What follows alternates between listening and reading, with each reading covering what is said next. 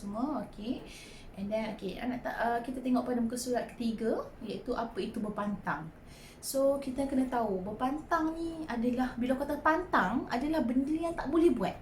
Kenapa benda tu tak boleh buat? Kekangan-kekangan yang tak boleh buat. Maksudnya lepas bersalin tak boleh nak lompat pagar kan. Excuse me, tak boleh nak lompat pagar, tak boleh nak berlari, tak boleh nak buat zumba, tak boleh macam-macam lah, tak boleh makan ni, tak boleh pakai tu, tak boleh ni, apa benda yang masalah ni. So orang dahulu bila kita suruh berpantang, mak-mak dulu dia mengikut tanpa macam kenapa tapi zaman sekarang ni budak-budak dah terlebih cerdik kan. So bila kita cakap tak boleh tu je lagi macam apa salah tak boleh. Lepas tu mak-mak zaman ni pula tak reti nak jawab. Alasan dia, alah dulu nenek kau suruh, tak payahlah kan. Which is budak sekarang tak boleh terima jawapan macam tu. So dia kena ada explanation. So that is why kelas ni akan ada explanation kenapa setiap kekangan tu wujud. Okay. So fokus utama mengapa ibu tu dikekang atau dipantangkan untuk satu benda, satu makanan ke apa, untuk mengelakkan ibu itu terkena masalah lah. Maksudnya katakanlah kita dalam pantang, jangan keluar kan, jangan buat benda, jangan angkat berat, jangan keluar, jangan berlasak-lasak. Kenapa? Untuk elakkan tumpah darah. We will know sebab you baru in recovery process. Kenapa orang petikaikan kita lepas bersalin ni nak berpantang macam mengada-ngada, sedangkan sama je sakit orang sakit jantung tu pun dia dipantangkan juga, tak boleh angkat berat. Siapa yang buat bypass pun tak boleh tolak, tak boleh tolak pintu yang push tu pun tak boleh. So just because of why orang tengok, you bersalin je, macam tengok kucing bersalin je dah boleh jalan dah, kucing tu okey. Dia ingatkan kita ni macam kucing tau. Sebenarnya kita ni lagi teruk situasi kita. Memang nampak kita ni boleh berdiri, boleh pegang budak, boleh gelak-gelak, boleh bercakap, tapi hakikatnya is not. Kita di dalaman masih lagi tak sihat. So Kak Ais cakap kita berhak untuk claim our special treatment ataupun kita berhak dijagalah, kita boleh claim adakah sakit ni, you better jaga kita berhak sebab kita bersalin lah kan.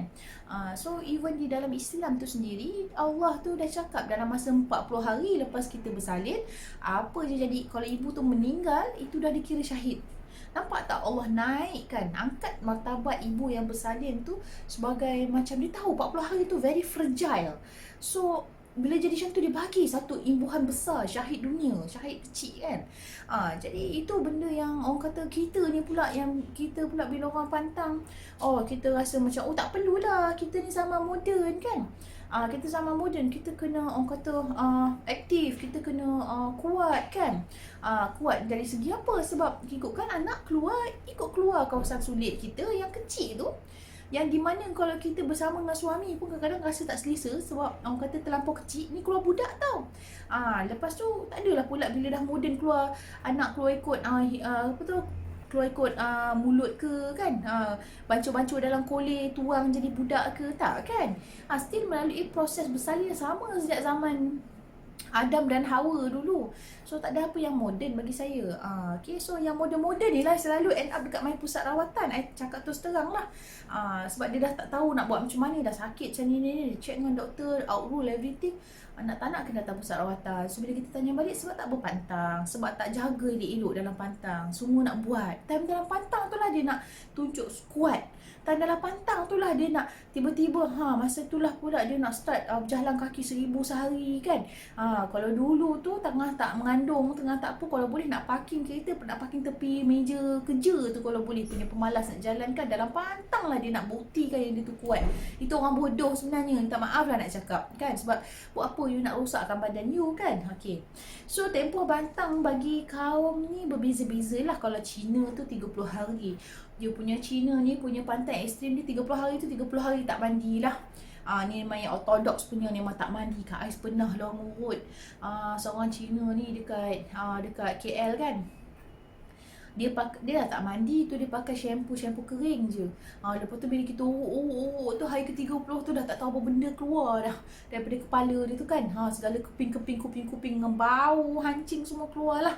Dia orang tu bukan saja tak mandi, sampai tak cebok sekali kan. Tapi berbeza dengan kita Melayu, kita masih mandi, masih cebok, tapi kena pakai air suam lah kan. Lepas tu cara India pun adalah cara berindia 40 hari. Okay. So pemakanan dia pun berbeza-beza. Orang Cina banyak makan halia, orang India banyak makan rempah dia kan. Okay.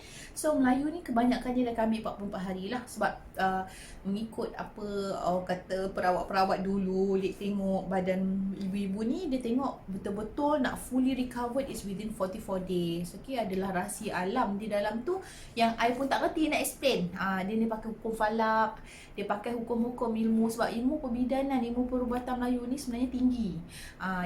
Yang nak kena kaji pun untuk orang-orang yang betul-betul faham. Kan.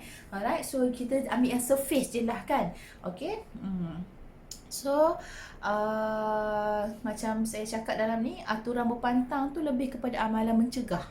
Okay, mencegah adalah lebih baik daripada mengubati. Kena faham ya adik-adik. So jangan tengok isteri tu dah sihat, suruh buat kopi. Isteri tu dah sihat, suruh iron baju berdiri lama-lama. Tak boleh. Dalam pantang ni, isteri tak boleh buat kerja apa. Dia perlu dirawat, dia perlu berehat. Yang buat kena you lah. You yang buat air kopi untuk dia. You yang tolong iron baju you sendiri. Bapak-bapak pun kena masa tu kena jadi jantan sikit. Jangan jadi manja tak tentu hala. Tiba-tiba orang kata hilang kejantanan ya. Masa tu lah nak minta tolong, minta ni. Jangan serabutkan. Kena faham dalam proses bersalin ni, kepada mak-mak yang baru lah, nanti ibu bapa yang baru first time anak ni kan. Masa polis bersalin ni, ibu tu lagi dikalut. Sebab apa? Dia nak kenal anak yang keluar tu. Anak kita ni, kita ingat bila keluar-keluar jadi macam budak, macam model apa tu, model pet-pet ke, model pampers ke kan, keluar-keluar senyum je kan. Tak, budak dia satria dia keluar, dia riau lah 24 jam. Malam tak tidur, siang tak nak tidur, menangis, riau. Itu pun memeningkan kepala ibu juga. Nak buang anak kan, tak nak kena hadap. Mak ni pun dah stres dengan anak, yang bapak tu pula jadi baby. Tolonglah ya, masa tu jadi jantan. So bila tengah mengandung ni, mak tolong, isteri tolong train husband cara basuh pinggan sendiri, cara basuh baju sendiri. Baju tu nak basuh kena tahu beza yang putih dengan yang hitam. Ajar sekarang. Sebab kebanyakannya bila dah berkahwin, barulah isteri tu tahu, ya Allah, laki aku ni satu benda tak kerti nak buat kerja. Kan? So tak ada masalah walaupun lelaki kau kahwin-kahwin tu retarded, tak kerti nak buat apa, masih ada masa lagi untuk mendidik suami tu buat kerja rumah. Kita tapi dengan syarat, mak don't expect too much. Kalau kata minta tolong lipat baju, janganlah suruh lipat baju sampai apa tu orang kata kerah 4 penjuru tu. Tak apa, dia janji lipat. Nanti you dah sihat 44 hari, 45 hari, nanti you keluar balik, you lipat dah balik. Tapi sebenarnya kalau dalam pantang, mak tu boleh lipat baju. Tu Kak Ais kata, kalau siapa nak cari duit lebih dalam pantang kan, ambil lah. Untuk kawasan perumahan tu kan, buat apa tu, perkhidmatan, lipat baju kan, dapat duit kan, sambil duduk-duduk. Itu je pekerjaan yang mak boleh buat dalam pantang. Kan gitu. Okay, so maksudnya bila suami tu dah nak membantu tu, mak tu tolonglah, jangan terlampau perfectionist sangat. Kan? Dia sapu-sapu sampah, janji nampaklah sampah tu okey, settle. Tak payahlah hujung-hujung penjuru tu nak kena fikir. Lepas tu dia tak puas hati, you buat sendiri. So less expectation of perfection. Okay, so mak ni kena, orang kata janji dia nak tolong dah. Dia nak apa tu, dia nak basuh pinggan mangkuk ada sikit-sikit dia punya tak apalah kan. Nanti tak apa, pinggan tu nanti kalau dah buruk sangat kita buang. Nanti kalau badan kita ni dah sakit-sakit, orang yang buang kita. Kena faham. Tu I punya pesan lah. Okay.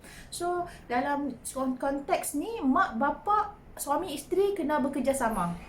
Isteri kena kurangkan perfectionist tu, sebab I last time pun macam tu lah, I penat sendiri. Sampai mak mentua tegur, tak apalah, janji Zul nak tolong. Bila mak mentua tegur tu macam, betul lah, aku ni tak bersyukur. Suami dah tolong pun lagi kita nak suruh perfect kan. Kalau perfect sangat lagi jadi abang jet pula kan. Tertib je kan. Lepas tu jangan expect what husband tu tahu semua benda. Kalau tahu semua benda pun bahaya juga. Tahu dia pernah menikah, dah bulak satu cerita. So bila masuk kelas ni, of course dia akan tahu lah sedikit dia punya tugasan lah. Okay, so Kak Ais dah cerita lah pasal tu. So husband kena faham, lepas bersalin tak mau kacau isteri lah. Isteri tengah kalut ni dengan anak. Setiap anak pula berbeza. Anak pertama sengap, tiba-tiba dapat anak kedua, duk haruk lah, duk tandah langit kan. Tak boleh samakan. Jadi suami kena banyak give and take Okay. So mengapa perlu berpantang?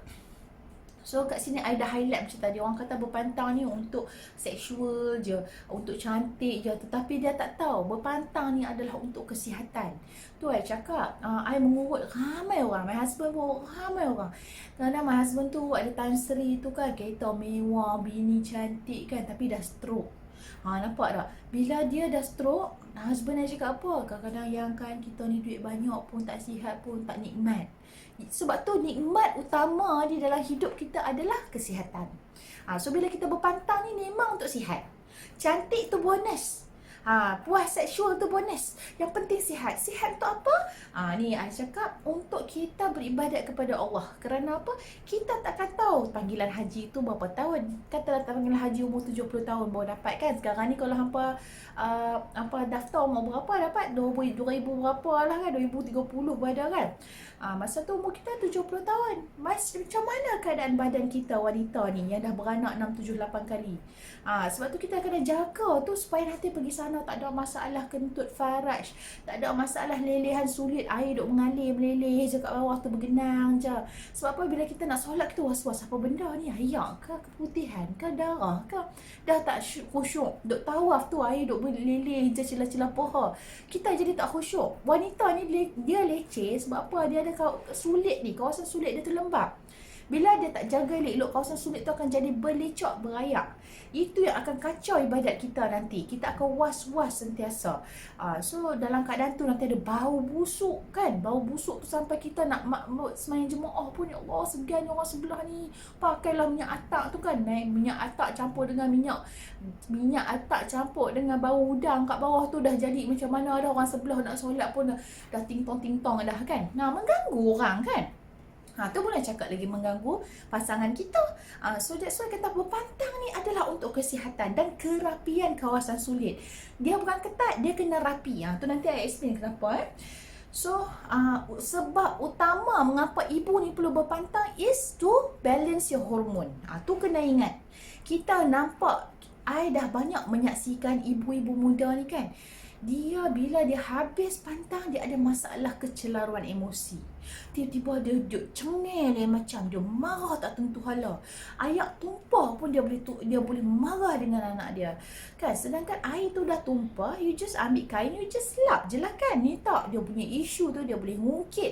Dia boleh ngungkit minggu depan, dia ngungkit. Ingat tak minggu lepas tumpah air ibu? Lepas tu bulan lepas, ingat tak bulan lepas tumpah? Macam orang gila kan. Sebab tu orang kata kita ni, wanita ni, tengok kita time period.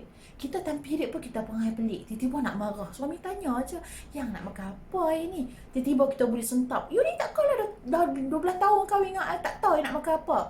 Suami tanya nak makan apa je. Kan? Tu suami pun cakap, awak you ni nak marah period ke? Mana ada? Kita tengok esok period kan. Itu baru orang kata baru period. Ini kita duk hamil ni. Masa hamil 9 bulan 10 hari itu pun perangai duk mengadau gedik lain macam sebab hormon. Dalam pantang kita tak rawat, hormon tu akan terbawa-bawa menyebabkan kita kecelaruan emosi. Banyak kes kat pusat rawatan Kak Ais sekarang yang berlaku adalah kemurungan, di mana ibu tu tak boleh nak rasa happy. Walaupun baru dapat anak ni, dia tak rasa macam dia happy. Dia rasa macam dia serabut, dia rasa macam dia failure, dia rasa macam dia sedih all the time. Tu kemurungan salah satu simptom dia. Dan masalah yang paling sekali yang paling Kak Ais tengok, perasaan kecelaruan kebimbangan, maksudnya anxiety. Tiba-tiba dia rasa macam jantung dia berdebar, dia fikir macam-macam. Dia kata, uish, aku ni, awak ni, aku nak mati lah kot malam ni. Dia rasa macam benda-benda tu. Kenapa? Itulah kecelaruan emosi. Itulah ketidakseimbangan hormon. Hormon yang tak seimbang tu akan mengganggu emosi kita, akan menyebabkan kita ni ada masalah masalah mental lah. Itu orang kata masalah mental tu kan. So benda macam ni orang tak nak cerita sebab takut nanti orang kata aku gila. But actually it's good for you to learn about what's your problem.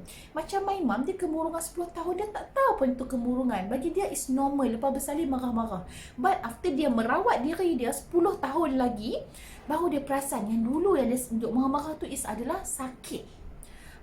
That's why dia kata, oh dulu tu I sakit, that's why I duduk marah-marah. Kan, lepas dia dah rawat, hormon dia dah stable, dia dah tak marah dah. Boleh cakap, boleh buat bincang, tak mudah sentap.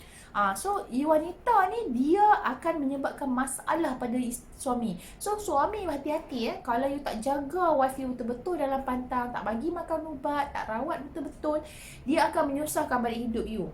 You ingat senang nak hidup dengan wanita yang ada masalah kecelaruan emosi macam tu? It's not easy. You nanti pening, balik kena beletek, pergi office lagi kena marah habis, balik isteri duk marah lah, duk merajuk lah, you rimas kan? So kalau you nak hidup tenang, bapak-bapak, suami-suami, tolong ketika wife dalam pantang, take charge. Yang you rehat, I settle everything. That's baru gentleman. Faham? Okay? So, yang kedua adalah mengembalikan saiz asal tubuh ibu. So, kalau you nampak dari ibu I tu, nampak badan I kan. Tu masa tu I dalam seminggu sebelum nak beranak lah tu. Tahun 2018, bulan 6. I am that size. Kalau I mengandung memang besar. So, kita ni kan bila kita mengandung tu, kita punya badan expand kan. Macam besar sangat. So, apa yang membuatkan kita nak make sure yang dalam masa 44 hari, 6 bulan, setahun, kita boleh dapat balik badan kita. Taklah macam anak dara. Kadang-kadang kita ni badan anak dara bukan cantik sangat. Betul tak? Macam papan je lah. Macam tiang gol. Duduk belakang tiang gol dah hilang. Tak nampak kan? Kita lepas bersalin ni, kita cantiknya sebab apa? Kita ada isi sikit. Bahagian breast, bahagian bum, buntut. Nampak cantik. Lepas tu kita pantang elok pinggang cantik terletak. Itu yang orang kata, kalau tengoklah macam Pussycat Doll zaman I lah. Pussycat Doll zaman hampuran ni tak tahulah apa benda kan. Pussycat Doll badan-badan macam tu kan. Orang kata jangan nak keliok sangat. Kita kalau dalam pantang dia elok, lebih daripada tu kita dapat. Kan memanglah kita tak boleh nak show. Walaupun kita pakai kebaya, kita pakai abaya, kita pakailah jubah ke besar-besar, tapi dekat rumah suami tahu dah badan wife aku memang rapi. Tak ada menggelebih-gelebih, tak ada spare tire, tak ada buncit, semua rapi. Tu yang kita nak dapat ni, sebab tu kita kena pantang. Seronok lah kan kalau kita setakat macam suami pun kalau keluar rumah, dia tengok orang perempuan badan-badan cantik, dalam hati dia kata Allah kat rumah tu lagi cantik. Nampak? Sebab apa? Kita menjaga. Faham tak? Lepas tu yang ketiga, merapikan kawasan peranak wanita. Peranak ni maksudnya kawasan sulit kita lah kan. So rahim wanita mengembang 500 kali. Ni maksudnya rahim. Rahim pula mengembang 500 kali. Yelah daripada besar penumbuk ni, nak keluar anak sekarang ni mana ada 3 kilo dah, 2 kilo, semua 4 kilo. Main-main 4 kilo lah ni. Tak tahulah mak tu dalam pantat, dalam mengandung dia duduk telan apa, nak keluar besar gedebak lagu tu kan. Lepas tu dalam masa 6 bulan kita nak kecutkan balik rahim tu daripada besar yang besar tu jadi besar buah pen ni balik. Macam mana nak kecut? Sebab memanglah doktor cakap dalam masa 6 minggu semua kecut. Of course kecut. Tapi kalau you pergi website www.beautifulcervix.com, you akan nampak bagaimana Mak Saleh tu punya pangkal cervix lah. Pangkal cervix Batu Merian mereka lah nak. Pangkal cervix mereka tu tak terkatup cantik. Lepas habis besar dia punya pangkal cervix tu, dia bentuk mulut kita lah. Mulut dia macam ni. Sengit. Ada tu keluar lidah jeli macam tu. Bila buat pap smear tu doktor nampak lah. Berbanding orang Melayu yang berpantang elok, dia punya pangkal cervix dia kuntung. Cantik je. Lagu tu. Kan. Kenapa pentingnya ni kawasan sulit? Ni bukannya kawasan faraj kita yang ada bibir-bibir tak, dia dalam lagi. Inilah yang menunjukkan kesihatan wanita. Wanita kat sini ni kalau orang kata pangkal cervix dia tu cantik, pink, putih, pink pink, tak ada keputihan, elok, nampak tegang kan. Maksudnya dia sihat dan dia muda.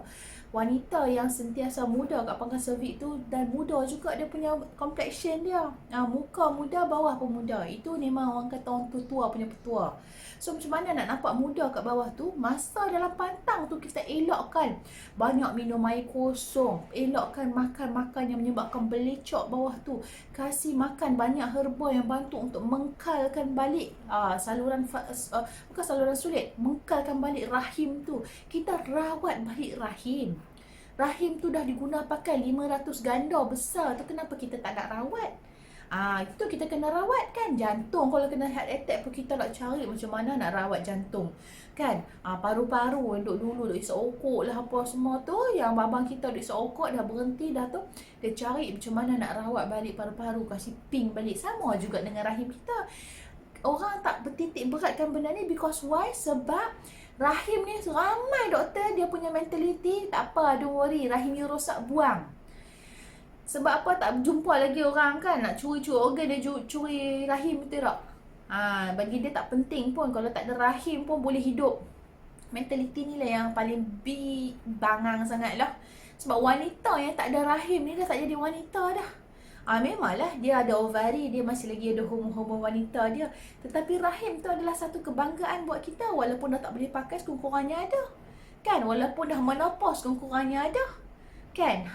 So itu orang kata dalam situ yang membuatkan mentaliti macam tu, membuatkan orang tak menghormati dan menghargai rahim. Tak boleh lah. So rahim tu kita nak jaga elok. Biarlah hidup dengan rahim, mati pun masih ada rahim intact dalam badan. Itu pun tanggungjawab kita juga. Jangan duk sibuk cakap, bang bagi sokut, sagi ke orang tanya kat bang, Allah tanya, ni aku bagilah paru-paru tu elok awak hitam. Tu bang, duk sibuk duk kenen abang habis tu dan Allah bagi rahim elok, tak nak pula jaga kan. Ingat Allah tak tanya, Allah tanya sebab rahim tu lah nak keluarkan. Kita kena jaga rahim, nanti kena faham ya. Kalau ikutkan cara apa yang saya faham lah. Sebagai perawat perbidanan ni, satu je kami punya niat meramai ke umat Rasulullah. Dia minta maaf lah sangat, nak minta jarak anak tu kami bagi tengok pada keadaan. Kalau kata dah tua sungguh 45 tahun, 42 tahun, kalau tua kami bagi. Kalau ada masalah suami tak guna kami bagi. Yalah kadang-kadang suami dia ada perangai juga, dia pergi jual anak dia nak bayar nak bayar duit judi, ada jenis lagu tu kan. So kita jarakkan. Kalau mengganggu kesihatan, maksudnya kalau dia beranak, dia setiap kali beranak ada masalah komplikasi. Kalau dia beranak lagi sekali, dia mungkin akan mati. Tu pun boleh kan. Tapi suka nak jarak anak, kami tak buat. Kami memang suka meramaikan anak. Even masa kami tengah sengkak tu pun memang kami doa, ya Allah ya Tuhanku, ramaikanlah umat Rasulullah daripada rahim ibu ni kan. Lantak pilah ke ampang apa tak nak ke tak nak, doa kami tetap sampai lah. InsyaAllah kami tetap nak sampaikan doa macam tu ke Allah. Sebab itu tanggungjawab kami. Sebab tu rahim ni kena dijaga. Untuk kat situ lah umat Rasulullah sangat bangga kalau dia punya umat ramai di akhir zaman. So make sure kita jaga rahim tu demi agama kita. Itu kena ingat lah. I bukannya jadi penunggang-penunggang agama ke apa. Tak, I not that good also. Bukannya I bagus sangat macam ala-ala ustazah kan, no. Tapi apa yang baik I kena share lah. Lantak lah kan, orang nak cakap macam mana pun kan. Ni peringatan untuk adik-adik apa masih lagi nak beranak. Kak Ais ni memang dengan geng-geng kami ni memang dah gantung bengkung dah lah. Tak larat dah nak beranak umur 40. Tapi kalau Allah bagi, terima kan. Tapi nak mencari tu tidak lah kan.